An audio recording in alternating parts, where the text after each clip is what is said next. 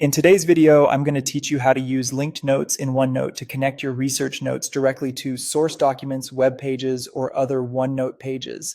This feature is available in the desktop versions of OneNote, like 2016 and Microsoft 365, and it's a powerful way to keep your references just one click away. Here's how it works. Start by opening OneNote and heading to the Review tab. Click the Linked Notes button, the one with the chain icon.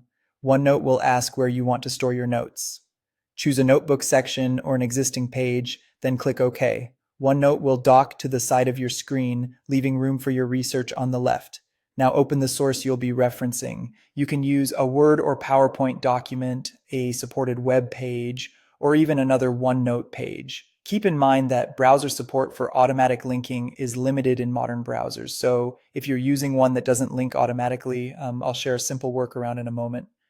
With your source on the left and OneNote docked on the right, start taking notes. Type, draw, or insert content as you normally would. Each paragraph you add is automatically linked to what you're looking at. OneNote captures a thumbnail, a text snippet, and a hyperlink back to the exact spot in the source. Hover over the linked text to preview the source and click the little icon that appears to jump straight back to it. When you're done with linked notes, click the chain icon in the OneNote title bar to stop the session. To stay organized, consider a dedicated research notebook with separate sections for each project.